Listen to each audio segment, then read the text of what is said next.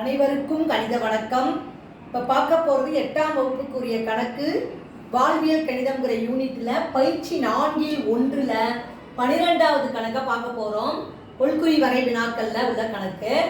ஒரு பள்ளி தேர்தலில் A, B மற்றும் C ஆகிய 3 வேட்பாளர்கள் முறையே 153, 245 மற்றும் 102 வாக்குகளை பெற்றனர் எனில் வெற்றியாளர் பெற்ற வாக்கு சதவீதம் டேஸ் ஆகும் அப்படின்னு சொல்லி கணக்கு கொடுக்கப்பட்டிருக்கு. ஆப்ஷன் கொடுத்துருக்காங்க.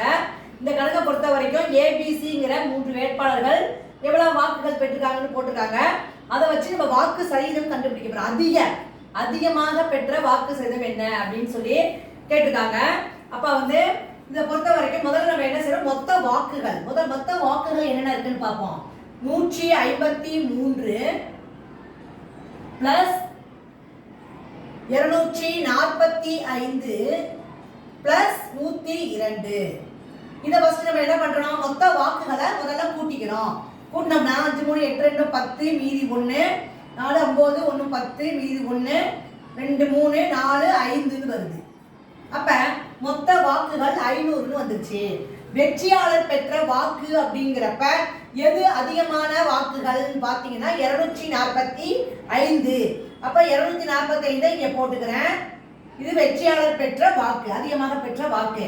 வெற்றியாளர் பெற்ற வாக்கு சதவீதம் என்ன அப்படின்னு சொல்லி கேட்டிருக்காங்க.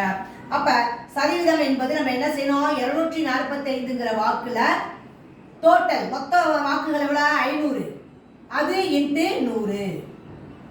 இதை நம்ம சுருக்கிட்டு ஆன்சர் கண்டுபிடிக்க போறோம். இப்ப பாத்தீங்கன்னா 2 பூஜ்ஜியத்துக்கு 2 பூஜ்ஜியத்தை அடிச்சிட்டேன். இப்ப 4 5 5, இங்க பாத்தீங்கன்னா 4 5 20, மிச்சம் 45 இருக்கு. 45ல 9 5 45. அப்ப இந்த கணக்குக்குரிய விடை என்ன கிடைச்சிருக்கு, 49%. அதாவது ஆன்சர் 49% அப்படிங்கறத நமக்கு ஆன்சராக கிடைச்சிருக்கு. இந்த கணக்கை பொறுத்த வரைக்கும் மொத்த வாக்குகள் ஃபர்ஸ்ட் போட்டுக்கிறோம், அப்புறம் வெற்றியாளர் பெற்ற வாக்குகள் போட்டுக்கிறோம், அப்புறம் வாக்கு சதவீதத்தை கண்டுபிடிச்சு ஆன்சரை கொண்டு வந்திருக்கிறோம். வரக்கூடிய விடை 49%. புரிஞ்சுங்களா?